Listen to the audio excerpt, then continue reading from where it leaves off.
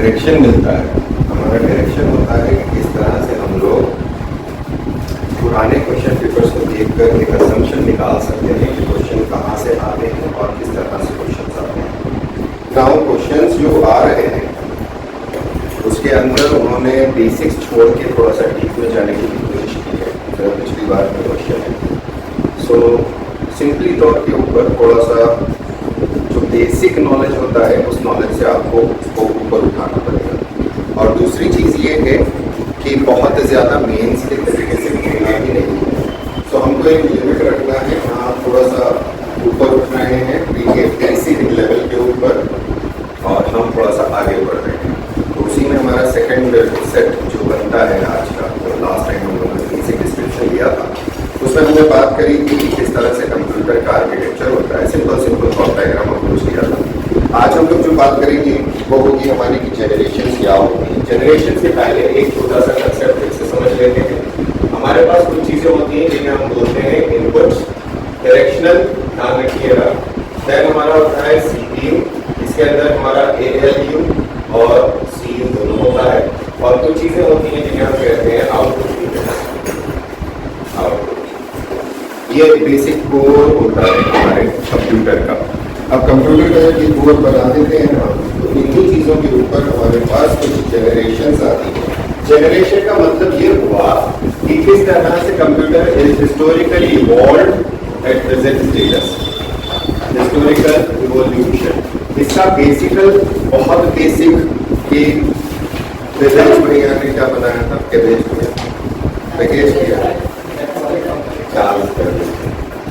इस तरह से हमने लास्ट टाइम बात कर ली थी कि कहाँ से कहाँ तक क्या क्या आता चला गया था।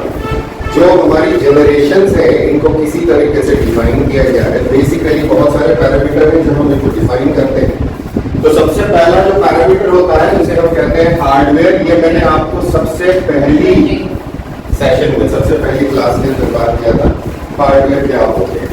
दूसरी चीज हमारे पास एक और एलिमेंट होता है मेमोरी। इसके ऊपर मैंने कल बात करी थी क्लास के अंदर कि आप अपनी मेमोरी को कैसे इंप्रूव कर सकते हैं।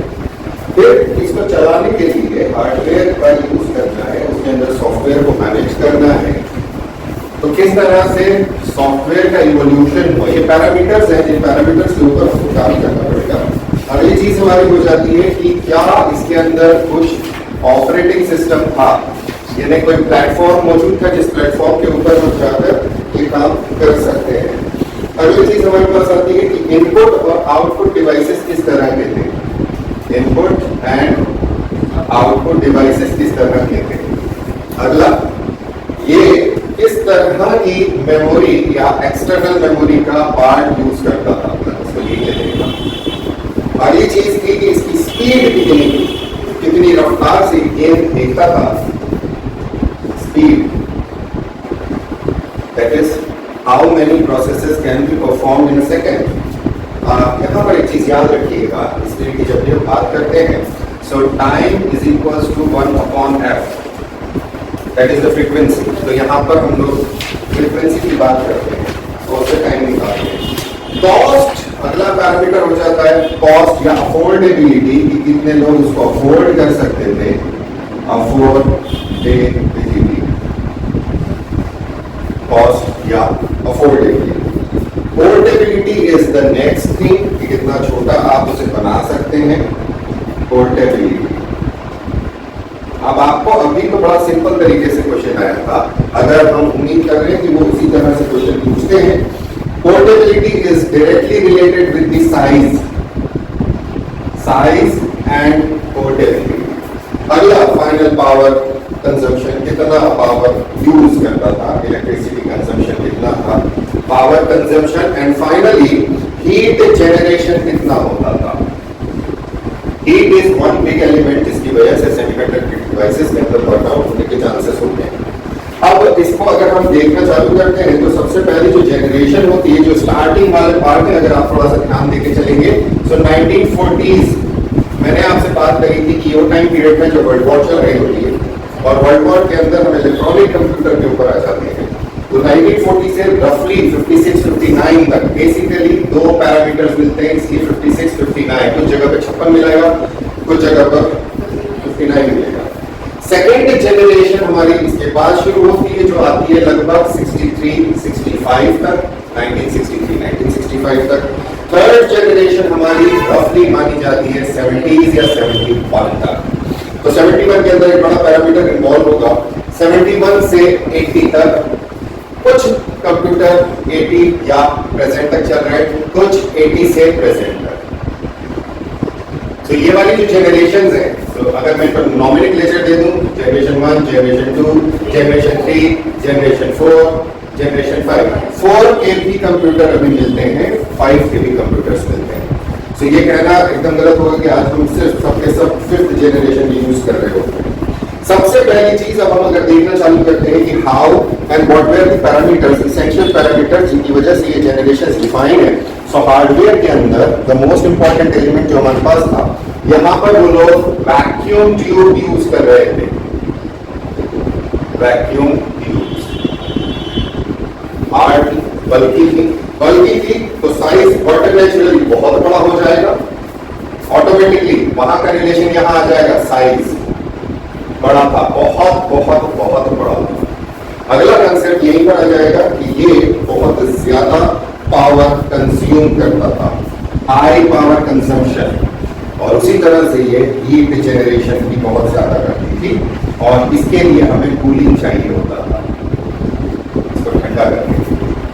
तो ये बेसिक एक पॉइंट से आपके इतने सारे पॉइंट निकल जाते हैं। अब अगर साइज बढ़ गया था तो पोर्टेबिलिटी नॉट पॉसिबल, बड़े बड़े कमरे के अंदर एक कंप्यूटर बन रहा था, अब आप उसे जेब में उठा कर लेके जा नहीं सकते थे। मेमोरी जो यहाँ पर यूज करते थे वो मैग्नेटिक ड्रम होता था, मैग्नेटिक ड्रम मेमोरी। सॉफ्टवेयर वाला जो काम था वो मशीन लेवल लैंग्वेज का यूज होता था, मशीन लैंग्वेज। अब ये लैंग्वेज वाले पार्ट के अंदर अगर हम जैसे लेना तो नहीं चाहिए कि what is machine level language, what is higher level language, but एक दिन ले लेंगे इसको एक सेशन छोटा सा, ताकि आपको जानकारी रहे कहाँ पर क्या हो रहा है। ऑपरेटिंग सिस्टम के अंदर बैच ऑपरेटिंग सिस्टम होता था, पीओएस, बैच ऑपरेटिंग सिस्टम, और इसके अंदर पंच कार्ड का इस्तेमाल किया जाता था। याद करिएगा लास्ट टाइम मैंने आपको बताया था इनपुट डिवाइसेस के अंदर पंच कार्ड्स क्या होते थे। इसका जो आउटपुट होता था वो प्रिंट आउट में होता था। पंच कार्ड इनपुट है, प्रिंट आउट मिलते थे कागज के ऊपर, प्रिंटर उस समय से चल रहा है। मैग्नेटिक टेप और पेपर टेप का भी इस्तेमाल किया जाता था, magnetic tape and paper tape. Second वाले के अंदर स्पीड बहुत छोटी होती थी, वेरी लेस। एक छोटा सा एडिशन करना है, बहुत टाइम लेता था, लेकिन एडिशन को बहुत बड़े बड़े डिजिट्स का कर सकता था, इसलिए बेहतरीन था। टोटल ओवरऑल अगर हम इसकी कॉस्ट देखते हैं तो कॉस्ट बहुत ज्यादा हाई थी, इसलिए एक आम इंसान इसे यूज नहीं कर सकता था। अगला जो एलिमेंट मेरे पास है that is your next generation, generation 2। इसके अंदर ट्रांजिस्टर आने लग गए, हार्डवेयर के अंदर ट्रांजिस्टर्स। मेमोरी थोड़ी सी इंप्रूव हो गई, मैग्नेटिक टेप आ गया ड्रम की जगह, मैग्नेटिक टेप और डिस्क, मैग्नेटिक डिस्क। इसकी वजह से थोड़ी सी मेमोरी की स्टोरेज कैपेसिटी बढ़ गई in comparison to the size. पहले साइज बहुत ज्यादा चाहिए होता था, अब साइज का रिडक्शन हो गया, तो उस कंपैरिजन में मेमोरी की कैपेसिटी बढ़ गई थी। So capacity slightly increase when we are comparing with the 5th generation. Software इस टाइम पर मशीन लेवल लैंग्वेज से असेंबली लेवल लैंग्वेज पर आ गए, असेंबली लैंग्वेज। तो ये इंप्रूवमेंट्स हैं कि किस किस तरह से चेंज आने लग गए, और यहीं पर कुछ प्रोग्रामिंग लैंग्वेज चालू हुई, यानी तो फोरट्रॉन और बेसिक। मैं स्कूल में था जबलपुर में, सेंट लॉयसियस, आई थिंक 6th या 7th में था, तब पहली बार हमने बेसिक पढ़ना शुरू किया। डेट था, फर्स्ट टाइम कंप्यूटर देखा, तो आधे समय तक वो क्या करा देते, कमरे के अंदर एसी लगे हुए, उसके अंदर हम एंटर होते, जूते बाहर, बैचेस में जाना होता था, हफ्ते में एक क्लास मिलती है, 15 दिन की क्लास होती है, तो गेम खिलाते। स्टार्टिंग में स्टार्टेड विद गेम, और गेम कौन सा था, वो एक छोटे ऐसी बार होती थी, स्क्रीन के नीचे चलती थी और ऊपर खूब सारे डॉट डॉट डॉट बने थे और एक बॉल होती थी जो चलती थी। तो एक बार, उसके ऊपर बॉल, तो एक तरह से समझ लो कि टेबल टेनिस का रैकेट है वो, और उससे आप सबको मार रहे हो। बस वो आवाज आती थी बड़ी अच्छी, तो we waited for that session. खेलने वाले फिर बेसिक हुआ। इंजीनियरिंग जब हम पहुंचे तो फोरट्रॉन का हमको हायर वर्जन था। फोरट्रॉन के 2-4 वर्जन है, फोरट्रॉन 4 है, फोरट्रॉन 77 है। So we were working on that engineers के लिए only formula translation, that is Fortran. फिर इसी टाइम पर आ जाती है आपकी कोबोल, ये बिजनेस लैंग्वेज थी कोबोल। इनपुट आउटपुट सुधर गए थे। ऑपरेटिंग सिस्टम इस टाइम पर बैच ऑपरेटिंग सिस्टम आ गया था।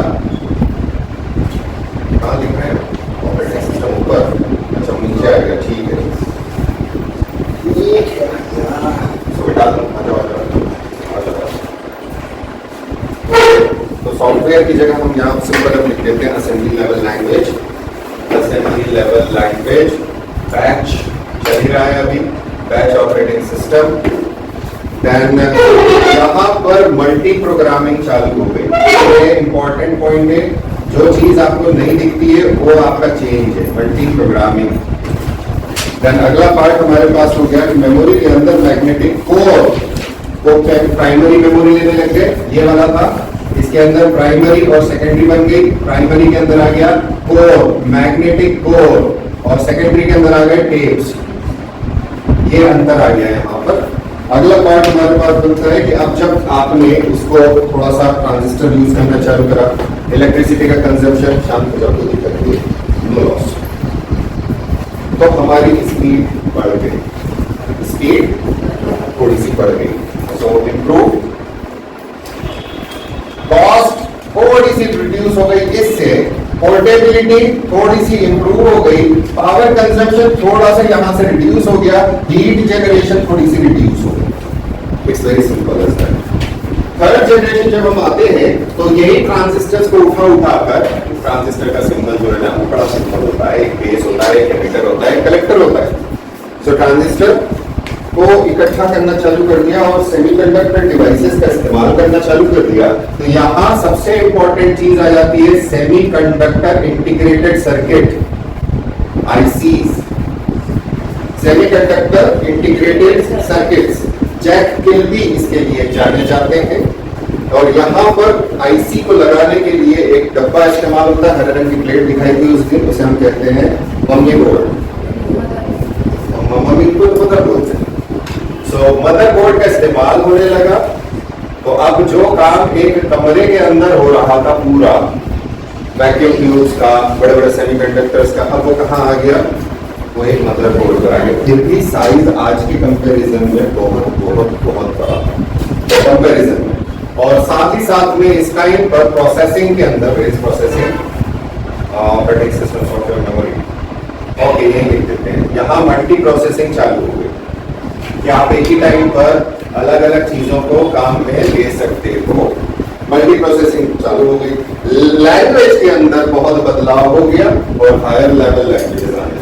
अब इसको समझा देंगे आपको। HLL देखिए, मशीन लेवल लैंग्वेज है जिसके अंदर मशीन समझती है, मशीन समझती है 0 और 1, 0 1, it is binary. Now binary directly ऐसे नहीं लिखा जाता, वह हेक्सा में चलता है। बाइनरी हेक्सा में होता है, हेक्सा कोड समझते हैं 1 2 3 4 5 6 7 8 9, 0 नहीं होता, ABC से चलता है, 16 टोटल होते हैं। सो जब उन 16 का इस्तेमाल करना चालू हुआ हेक्साडेसिमल का, तो हम आ जाते हैं इसके अंदर, इस वाले पार्ट। तो कोड आपको लिखना पड़ता था, कोड आपको फीड करना पड़ता था। हम लोग जो प्रोग्रामिंग कराया करते थे माइक्रो प्रोसेसर 8086 के ऊपर, उस 8086 की प्रोग्रामिंग के अंदर we used to use this, that is assembly level language. तो डायरेक्ट हम उसको दे देते, हम 0 1 नहीं देते, वो उसके अंदर एक कन्वर्टर होता है, असेंबलर, कंपाइलर, ये हम बाद में पढ़ेंगे कभी। वो इसे कन्वर्ट करता है जीरोज एंड वंस के अंदर, फिर वो प्रोग्राम जिस तरीके से दिया गया है उस कमांड को फॉलो करता है। क्योंकि लैब की थी हमारी और मुझे मजा आता था उस प्रोग्रामिंग में, मजा आता था क्योंकि समझी बहुत अच्छे से, पढ़ाने वाले बहुत अच्छे। फोरट्रॉन तो बस जैसे तैसे निकाल ली थी, programming level in C 5th semester में भी 5th में बैठ गई, 6th में बैठ गई, 7th में बैठ गई और 8th सेमेस्टर फाइनली मैंने निकाली, नहीं तो उसके ऊपर मेरी डिग्री रुक जाए। वो भी रट के गया था, 2 प्रोग्राम के एक सॉलिड रटा हुआ था और सामने वाला अड़ गया, मैंने दोनों रन करा। अरे मैंने कहा यार एक में पास हो जाता है, मैं एक ही रट के आए हैं, आप तो निकाल दो। खैर सो यूपी के अंदर पहुंचे, फटाफट प्रोग्राम लिखा, प्रोग्राम लिख के मैम आई थी, मैम को दिखा, मैंने कहा जाओ, वहाँ शीट मिलती है कागज की, उसके अंदर सबके कोड लिखे होते हैं, फोटोकॉपी की शीट, वो कोड लिया, यूपी लिया, लगाया, चालू काम। उसमें एक पंच कोड होता है, कीबोर्ड 16 की, उसके अंदर आप कीबोर्ड करते हो और फिर आपको उसका आउटपुट दिखाना है। अल्टीमेटली ये हुआ कि 3 घंटे हो गए, मेरा प्रोग्राम बना नहीं है और मैं अकेला बचा, मेरे बैच का सब लोग चले गए। Ma'am ultimately I, okay you feed again. मैंने फीड करना चालू किया और बंदी ने पकड़ लिया कि एक जगह पे मुझको की इन करना था एफ और मैं की इन कर रहा था ई, क्योंकि मेरी शीट के अंदर वो ई और एफ समझ में नहीं आ रहा, फोटोकॉपी। बंदी का एक्सपीरियंस आप सोचो कि उसके दिमाग में वो सारे कोड हैं।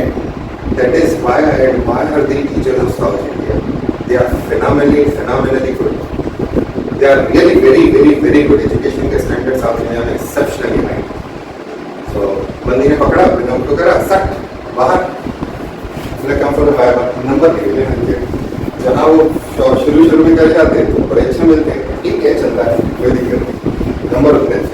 तो ये समझ गया हायर लेवल लैंग्वेज के अंदर क्या हो गया, बेसिक आ गया, फोरट्रॉन 2 आ गया, फोरट्रॉन 4 तक आ गए, पास्कल आ गया, PL1 आ गया, अल्गोल आ गया। अब आया कैसे, यहाँ 0 and 1 पे काम कर रहे थे, यहाँ पे हम हेक्साडेसिमल पे काम कर रहे थे, तो हेक्साडेसिमल ने इस वाले प्रोग्रामिंग को रिड्यूस कर दिया, फिर इसका इस्तेमाल करके नई programming language, ultimately programming language कुछ नहीं करती, कितनी भी आसान हो जाए वो इनका इस्तेमाल करती है और धीरे धीरे रिड्यूस करती है, अल्टीमेटली कंप्यूटर 0 और 1 में काम करता है। ये याद रखना है। मैंने फाइनल ईयर के अंदर एक प्रोग्रामिंग लैंग्वेज और सीखी थी जिसे कहते हैं जी, सुना है कि नाम, उसका नाम था graphical programming language. G stand for graphical programming language. उसके अंदर मुझे टाइप ही नहीं करना, सो प्रोग्राम्स ऑलरेडी बने हुए इन ब्लॉक्स, आपको ब्लॉक उठा के सही तरीके से जोड़ने हैं। और जो मेरा इलेक्ट्रॉनिक्स का सॉफ्टवेयर का था उसका नाम था LabVIEW 4.1, जिसके ऊपर मेरा काम था। पूरा सॉफ्टवेयर था, आपको कोई सर्किट बनाना है, आपको फिजिकल सर्किट की जरूरत नहीं है, क्योंकि इनपुट जो भी आ रहा है उस इनपुट को हम सिंथेसाइज कर सकते थे। That is how input and output where, जो मैंने लास्ट टाइम कहा था मेरे कंप्यूटर के डब्बा नहीं होता था, सिर्फ फ्रेम रहती थी, वो वाला काम था, वो इसलिए था। पास्कल आ जाता है, अल्गोल आ जाता है, अल्गोल 68। यहाँ पर अब रिमोट प्रोसेसिंग चालू हो चुका है। रिमोट प्रोसेसिंग जिन्हें आप कहीं और है फिजिकल डिस्टेंस पर, और सबसे इंपॉर्टेंट चीज यहाँ आपके पास आ जाती है रिमोट प्रोसेसिंग। अब आपको लगातार इनपुट डालने की जरूरत नहीं है, कमांड डाल के छोड़ दिया आपने, आपको काम करा सकते हो। साथ ही साथ में टाइम शेयरिंग आ गया। टाइम शेयरिंग का मतलब होता है कि प्रोसेस हो रहा है, जब तक वो आउटपुट मिल गया तो कंप्यूटर आइडल बैठा रहेगा, नहीं वो तो दूसरा भी कर लेगा। सो रिमोट प्रोसेसिंग, टाइम शेयरिंग। अब ये जो टाइम शेयरिंग है इसका कंसेप्ट समझा देते हैं। बेसिकली क्या होता है कि आप कोई भी एक प्रोसेस करते हैं तो कंप्यूटर की स्पीड बहुत ज्यादा फास्ट होती है।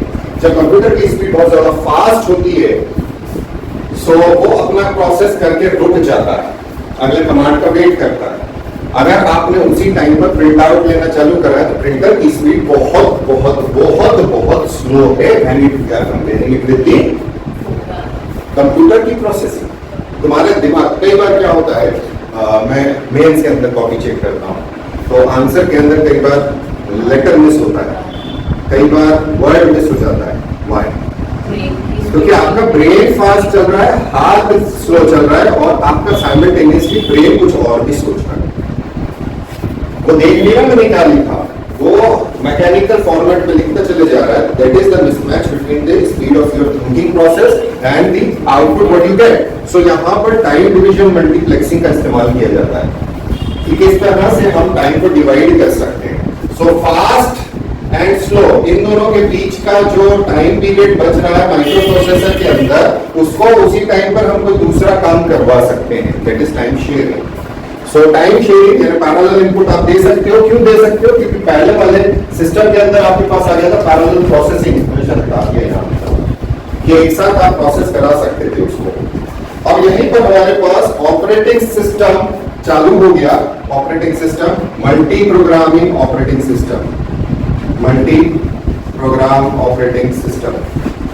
मल्टी प्रोग्रामिंग ऑपरेटिंग सिस्टम जो हुआ करते हैं उसमें जैसे आपका मॉडर्न कंप्यूटर है वो यहाँ से ओरिजिन होता है। आप गाना भी सुन रहे हो, आप काम भी कर रहे हो, आप एक और प्रोसेस ओपन कर सकते हो, कुछ और काम जिसकी आपकी स्क्रीन की जरूरत नहीं है, जहाँ आउटपुट रिक्वायर्ड नहीं है, तो that is known as multi processing processor को भी। So how it is doing it, because it is sharing its time. Time का मतलब क्या हुआ, 1 second is equals to 1 by frequency. So we talk about frequencies. Frequency का मतलब है कि प्रोसेसर की जो स्पीड है उस स्पीड के अंदर हम कैसे काम करा रहे हैं। तो प्रोसेसर 1 सेकंड में कितनी फ्रीक्वेंसी पे काम कर रहा है। तो जनरली हम क्या बात करते हैं, 1 megahertz, 1 gigahertz, 10 gigahertz. What is this, this is the speed. एक प्रोसेस को होने में कितना टाइम लगेगा। So 1 megahertz is equal to 1 second में इतना फ्रीक्वेंसी कर देगा। That is the clock cycle. That is the जो अंदर चलती है, इसको कहते हैं क्लॉक साइकिल, जो ये काम कराती है। तो क्लॉक साइकिल इस तरह से सेकंड होता है। तो कंप्यूटर का क्लॉक उतना ही फास्ट होता है। एवरी प्रोसेस कितने क्लॉक साइकिल में हो रहा है दैट डिफाइंस। सो अगर एक क्लॉक साइकिल में एक प्रोसेस होता है और 1 सेकंड का एक साइकिल है, तो you are going to get 1 process in 1 second. अब वहीं पर मैं इसको बढ़ा दूं और 1 सेकंड के अंदर मैं 10 प्रोसेसेस करने लग जाऊं, उसको मल्टीप्लाई करके हमने 10 गुना पावरफुल बना दिया, तो 1 सेकंड के अंदर मुझे 1/10 प्रोसेस, यानी 0.1 सेकंड के अंदर एक प्रोसेस में जाएगा। नॉट एक्जैक्टली 0.1 सेकंड, क्योंकि वो 60 सेकंड 60 का काउंटर है उसका, नहीं। ओके, सो ये हम समझ में आया हाउ।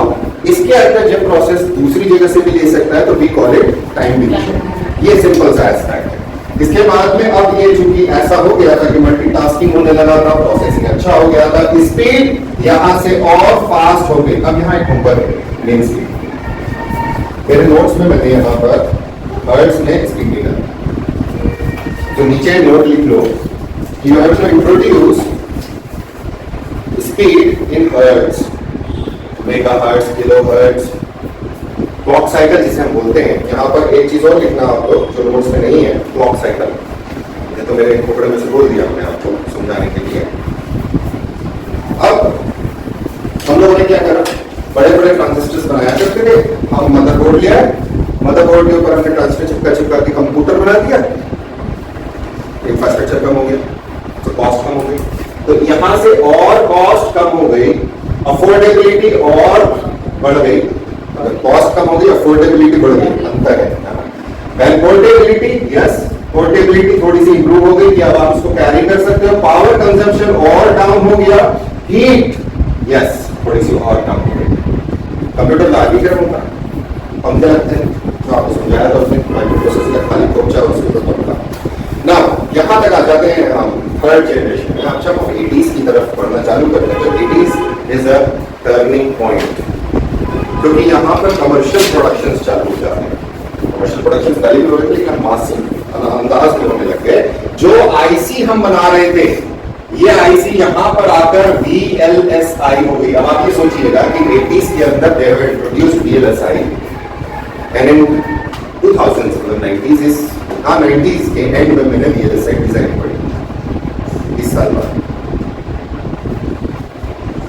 रफली 20 साल बाद आप सोच के देखिए VLSI का मतलब होता है very large scale integrated circuit. तो जो एक मदरबोर्ड के ऊपर सर्किट बनता था वो एक आईसी में आ गया। तो ऐसे कितने सारे सर्किट जो है वो आईसी में लगा दिए गए।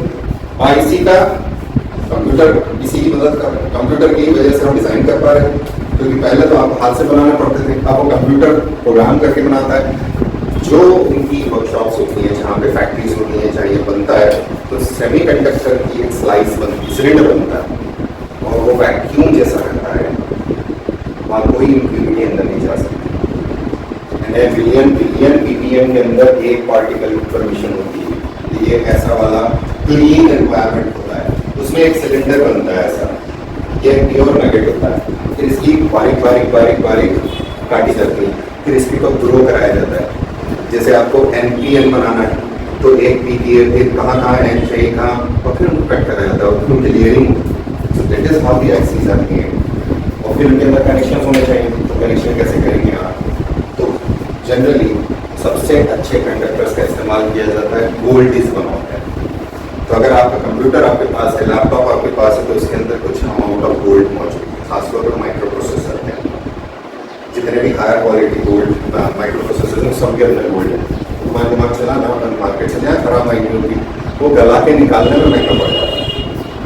इसी तरह से अगर हम बात करें तो प्लैटिनम, जो गाड़ियाँ आती हैं उसके अंदर प्लैटिनम की कोटिंग होती है, प्लैटिनम बहुत महंगा है, तो सारे सलन से निकाल लो, उसमें से प्लैटिनम निकालना होती है चोरियों के, उसे कहते हैं कैटालिटिक कन्वर्टर, बट उसको निकालना बहुत महंगा है। जब तक तुम्हारे पास निकालने का साधन फ्री वाला है, सस्ता नहीं है, तब तक उसकी कॉस्ट रिकवर नहीं हो पाएगी।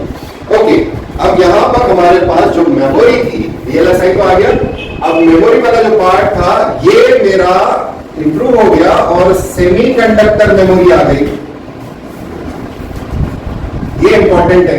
तो मेमोरी और रिड्यूस होने लगी, फिर रैम चाहिए थी। सबसे पहले तो तुम गरम गरम लगा रहे थे, ढोल बजा रहे थे, फिर टेप पर आ गए, तो टेप के अंदर भी घूम घूम घूम फॉरवर्ड रिवर्स एक ही गाना बार बार सुनो, गाना खराब हो जाता था। क्या सुना है क्या? कैसेट में पुराने समय में जो गाना सुनते थे, तो एक गाना मजेदार है, उसी को बार बार रिवाइंड फॉरवर्ड कर रहे, उसको सुन रहे। हाँ, ओके। अगली चीज यहाँ पर हमारे पास स्प्रेडशीट सॉफ्टवेयर आने चालू हो गए, जैसे कि एक्सेल सॉफ्टवेयर, स्प्रेडशीट, जहां पर आप लंबे चौड़े कॉलम्स और रोज के अंदर काम कर सकते थे। नई सॉफ्टवेयर लैंग्वेजेस चालू हो गई, जिसमें C++ और DBase, DBase, ये सॉफ्टवेयर लैंग्वेजेस थी, प्रोग्रामिंग लैंग्वेजेस थी, जिनका इस्तेमाल होने लगा। अब ये वास्तविक समय में काम करना चालू कर दिया। रियल टाइम बड़ा खतरनाक चीज होता है। रियल टाइम, अगर आप हमारे YouTube पे जो देख रहे हैं, ये वास्तविकता में रियल टाइम आपको नहीं मिल रहा,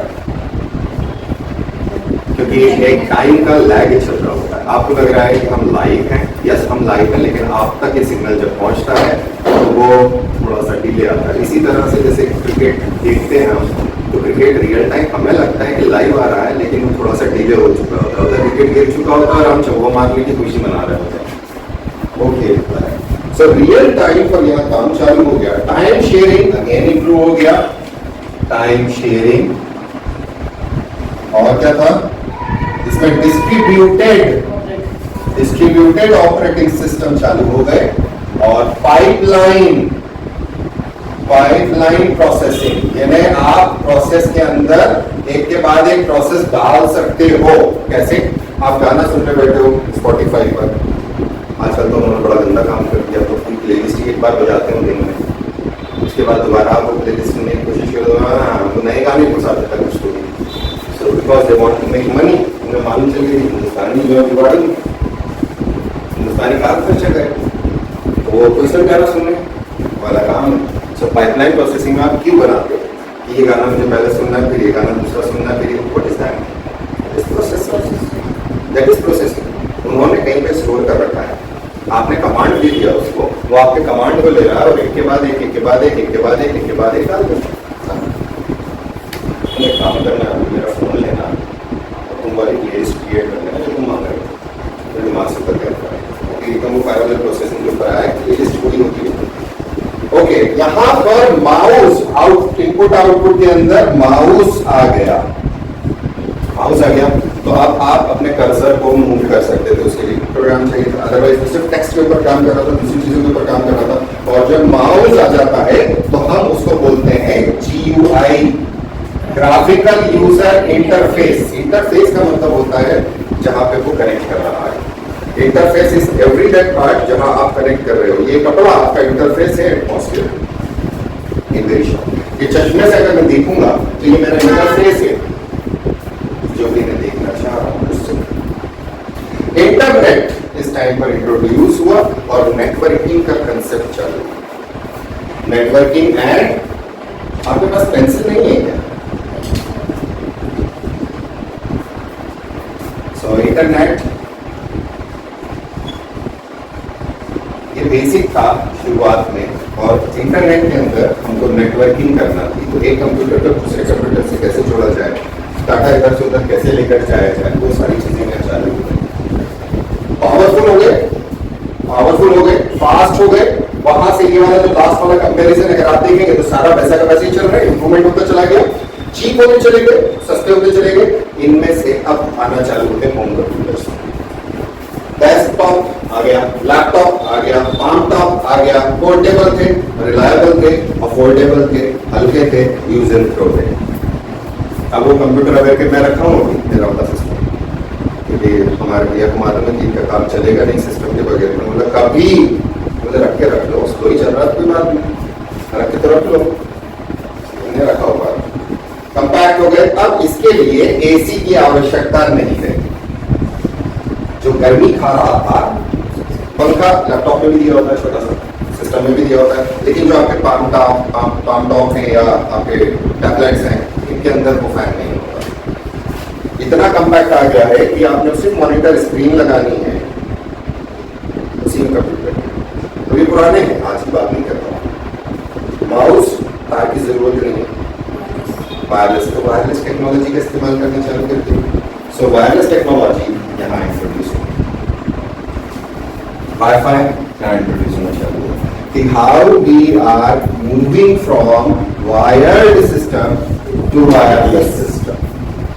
सो फाइनली अब हमारे पास यहाँ VLSI थी, अब यहाँ लगा दो ULSI, ultra very large scale, ultra large scale. Now how does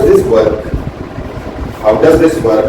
basically जो हमारा बूलियन अलजेब्रा है वो क्या काम करता है, वो 2 to the power के ऊपर चलता है। अगर 2 to the power of 0 है तो क्या बन गया,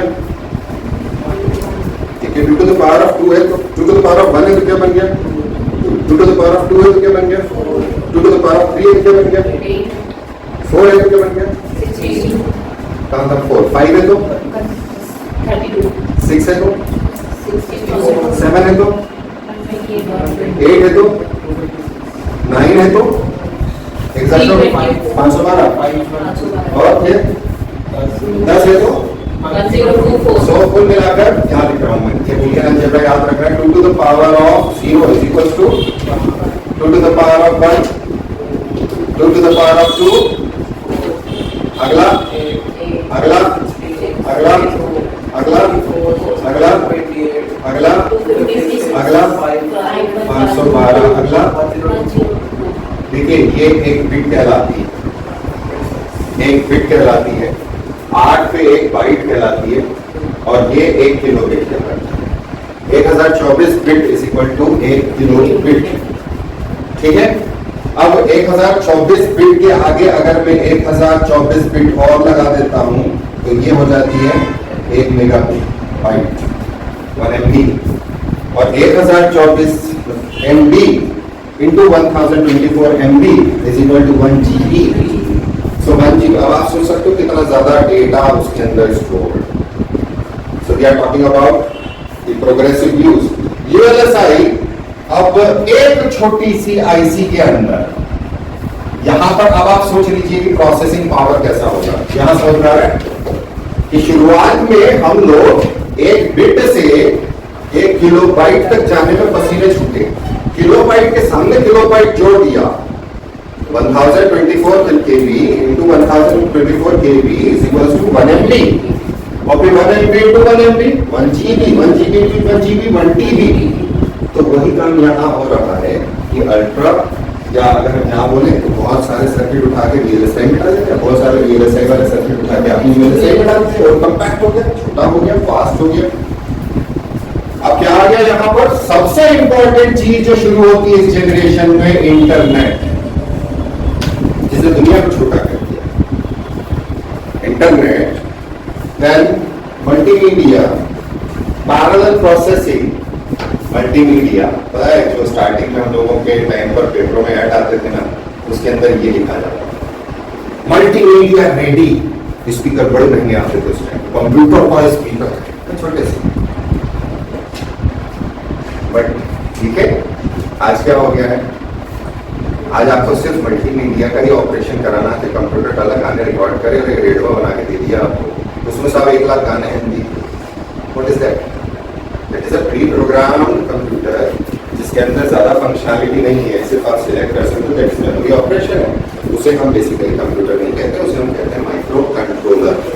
वॉशिंग मशीन है, वॉशिंग मशीन के अंदर एक सॉफ्टवेयर डाला हुआ, उसमें भी कंप्यूटर जैसी कोई चीज है। माइक्रो कंट्रोलर, मेरी क्लास खत्म होगी तब करूंगा ना, तो ऐसे ऐसे कर लेगी 5 मिनट 10 मिनट तो भी रुक जा, मेरे को मेरी क्लास खत्म करने दे। और इस टाइम पर हमारे पास पैरेलल प्रोसेसिंग चालू हो गई, पैरेलल प्रोसेसिंग, और यहीं पर आर्टिफिशियल इंटेलिजेंस का इस्तेमाल चालू हो गया, एआई। मैं सोच रहा था बेसिकली आज सुबह जब मैं काम कर रहा था, so I was finalizing something else and I could not use any AI tool today. तो एकदम दिमाग में आया मेरे कि जैसे मैंने उस दिन बोला था कि AI का इस्तेमाल सही तरीके से कैसे करना है। So जब मैं वो यूज कर रहा होता हूँ तो मैं क्या उसका एक वीडियो बना सकता हूँ कि इसके अंदर में कितनी तकलीफ, तो तुमको पता चलेगा कि AI is not like that कि चिकन होंगे वो जिन निकल आया। It takes time, it takes patience, it takes energy, और एक जगह से काम नहीं होता, तो हमको उसको इनपुट अलग अलग देने पड़ते हैं। तो ये ब्रेन होता है, मैनुअल आपका पर्सनल ब्रेन आज भी उसको काम कराने के लिए ज्यादा पावरफुल है। वो रिपोर्ट दे देगा, वो लेटर बना देगा, जो स्टैंडर्ड काम है वो फटाफट कर देगा, लेकिन डीएससी में पसीने छोड़ा देगा। तो मैं सोच रहा था कि यार कई बार तो ये होता है 2-2, 3-3 घंटे हो जाते हैं मुझे बैठे हुए, मेरा काम नहीं होता, जो मुझे आउटपुट चाहिए मेरे एक्सपीरियंस के हिसाब से वो नहीं मिलता। तो एक काम में कर रहा था अराउंड 7-8 दिन पहले, उसको मैंने बना के रफ करके छोड़ दिया था। उस टाइम पे जो मेरा मेंटल लेआउट था उसके हिसाब से मैंने कर दिया था। नाउ जो मैं आपको बार बार बोलता हूँ कि दिमाग जो है ना रिसेट हो जाता है, मेरा दिमाग रिसेट हो गया। आज मैं वो डॉक्यूमेंट वापस से उठाया, 2 सेट में था, पार्ट 1 पार्ट 2। सो पार्ट 1 से स्टार्ट करा, उसको मॉडिफाई करना चालू करा, मैंने पार्ट 2 का मार्क उसके अंदर फिर से मर्ज करा, because my flow process changed altogether. So I was thinking on those line कि ये जो आर्टिफिशियल इंटेलिजेंस है, मैं रहूंगा कम से कम तुमको ये सिखा दूं ये एआई का इस्तेमाल आप कैसे करें। हम लोग क्या होता है बहुत ध्यान से समझना है कि जब हम बीएससी के, भाई ऐसा कोई नहीं है तुम में से जिसने एआई का इस्तेमाल नहीं किया है क्या आज तक? काय में किया? एक दूसरे को पूछो काय में किया? मतलब मेरी फ्रेंड के साथ था स्नैपचैट। हाँ?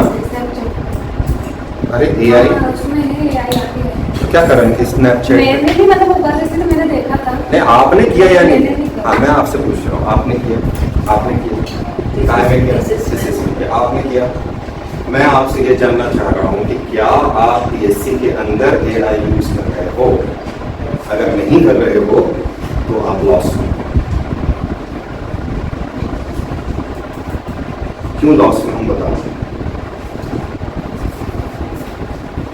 आपने एक पार्ट पढ़ा, ठीक है, मान लीजिए आपने आज महाजन तक की एमपी की डायनास्टी आपने पढ़ाई है, प्रद्योत डायनास्टी। अब आप जाइए, जो भी एआई टूल आपको इजीली एक्सेसिबल है, आप चैटजीपीटी पे चले जाएं, आप चैटजीपीटी पे डाल दें, रजिस्टर करने के बाद वो आपको धीरे धीरे अंडरस्टैंड करेगा कि आप मुझको प्रद्योत डायनास्टी के एमसीक्यू बना के दीजिए। नहीं है ना आपके पास? आपके पास है, अगर दिमाग है तो आपके पास है। तो आपको बड़ा आपको ये बोलती है सिर्फ मुझे किंग्स के ऊपर दे दीजिए, किंग्स, उनका टाइम टेबल, सॉरी उनका टाइम पीरियड एंड अचीवमेंट्स के ऊपर, फिर आप उसको अटेम्प्ट कीजिए और फिर वेरीफाई कीजिए तो ठीक 60% करेक्ट है, 40% गलत है, ये याद रखना, क्योंकि अभी उसका इवोल्यूशन नहीं हो रहा, वो सीख रहा है, तो मैं उसे करेक्ट नहीं करता हूँ। You are not going to learn at my expense, you are not going to learn at my expense. Last year की जनवरी-फरवरी में चैटजीपीटी एकदम से फैलना चालू हुआ, at that time I introduced it, और मैंने आपको टेस्ट बना के दी थी क्लास के अंदर, उसमें कितने क्वेश्चन गलत थे। क्यों गलत थे? क्योंकि उसका जो डेटा था वो डेटा सिंथेसिस नहीं किया हुआ था, सो जैसे कल मैंने बात करी थी, जो मैंने वीडियो बनाया मेमोरी को शार्प करने के लिए, जैसे हमारा दिमाग ऑटोमेटिक करता है वैसे ही ये प्रोग्राम के थ्रू अपने आप को रीअरेंज करता है। अच्छा ये वाला मेमोरी में यहाँ पर है, ये वाला कंपोनेंट यहाँ लगाऊंगा तो ऐसा होगा। It works like that. So ChatGPT आने वाले समय के अंदर या आर्टिफिशियल इंटेलिजेंस के टूल्स आने वाले समय के अंदर अगर आप सही तरीके से इस्तेमाल नहीं कर रहे हो तो आप पीछे होगे। ये एक ऐसी टेक्नोलॉजी है which is not going to replace human beings in very short period of time, but it is certainly going to replace a very good people जो इसमें सरवाइव नहीं कर पाए। ChatGPT के मतलब नहीं लूंगा कि वो आदमी को उठा के रिप्लेस कर देगी, लेकिन बहुत सारे फंक्शंस के अंदर उसका इस्तेमाल करना आना चाहिए, वो आपका काम आसान कर देता है। सो तो क्लास के अंदर बात होगी लेकिन इसकी एक हाईलाइट अगर कुछ कमेंट दिखा था मुझे live ChatGPT for cheating mid journey for image generation. Good morning candidate. देखिए क्या बात में करोगे क्या आपने करोगे मेरे को 2 मिनट है ना 2 मिनट। सॉरी हमारी दीदी थोड़ा लेट है ये हिंदी।